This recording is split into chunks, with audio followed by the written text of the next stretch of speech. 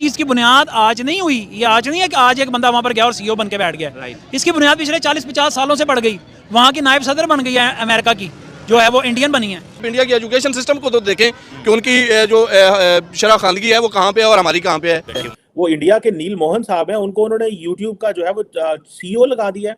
जबकि ये तो ये भी एक बहुत बड़ी सक्सेस है इंडिया की, ना तो वे कि इंडियंस किस तरह अपने मुल्क का जो है वो यहाँ पे वेस्ट में आके एक चेहरा मोहरा बने हुए हैं।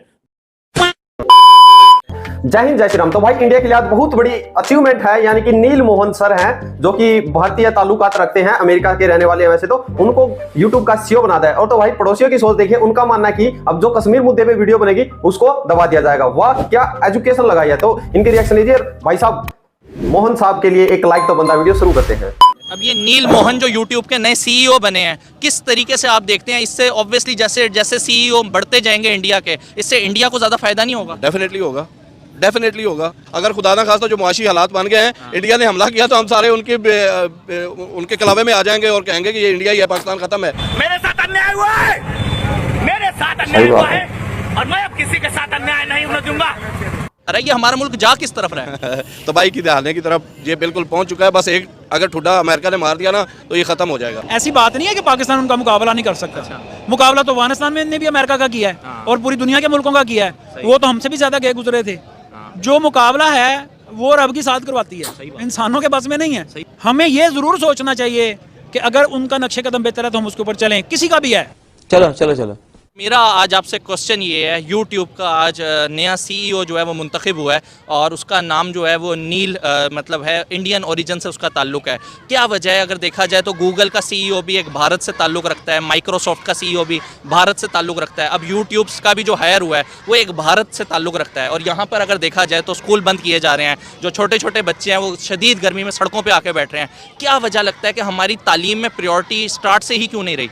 ये गवर्नमेंट हमारी गवर्नमेंट नहीं है, ये बाहर की गवर्नमेंट है जो इम्पोर्टेड है, ये हमारी हुकूमत नहीं है। ये बच्चों का पेपर था, रात को इन्होंने शब खून मारा है और इस पे इतना बड़ा जुल्म तो मेरे ख्याल में बच्चों के स्कूल पे हमला करना और बच्चों के स्कूल के अंदर दरख्तों पे हमला करना, उनको काट के लेके जाना, ये बहुत बड़ा जुल्म है और ये अवाम इसका जवाबदेह होगी। आपके ख्याल से इंडिया की इस तरक्की के, इस प्रोग्रेस के पीछे क्या चीज हो सकती है या किस तरह से लोग आगे बढ़ रहे हैं ताकि हमारे लोग भी कुछ सीख सकें, हम भी थोड़ा सा आगे बढ़ सकें? वो भी बुलंदियों पे है।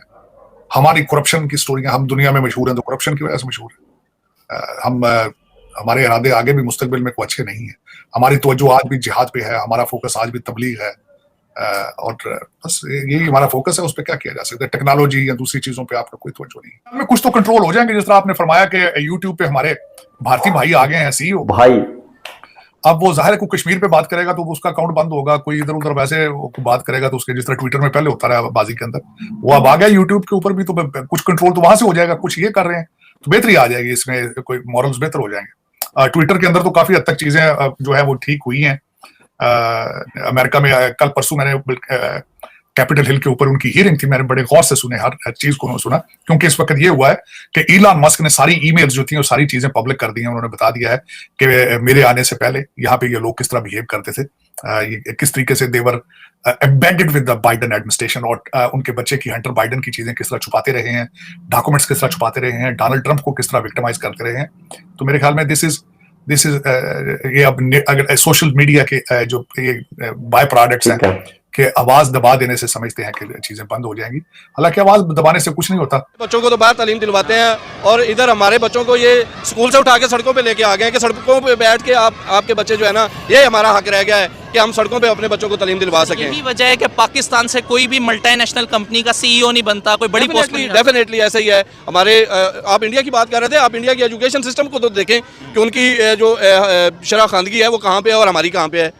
हमारे पास तो ये अवाम जो है बेचारी, उनके पास तो रात को खाने के जो है ना नवाला, उसके लिए उनको समझ नहीं आ रही होती कि हमने खाना कहाँ से है। अब ये सही बात है। ये नील मोहन जो यूट्यूब के नए सीईओ बने हैं, किस तरीके से आप देखते हैं? इससे ऑब्वियसली जैसे जैसे सीईओ बढ़ते जाएंगे इंडिया के, इससे इंडिया को ज्यादा फायदा नहीं होगा? डेफिनेटली होगा, डेफिनेटली होगा। और हम तालीम पे उस तरह पीछे रह जाएंगे। कितना नुकसान होगा? बहुत ज्यादा नुकसान है। मैं तो कहता हूँ कि अगर खुदा ना खास्ता जो मुआशी हालात बन गए हैं, इंडिया ने हमला किया तो हम सारे उनके कलावे में आ जाएंगे और कहेंगे कि ये इंडिया ही है, पाकिस्तान खत्म है। ये हालात पैदा हो चुके हैं। यही नहीं, अभी और सुनिए।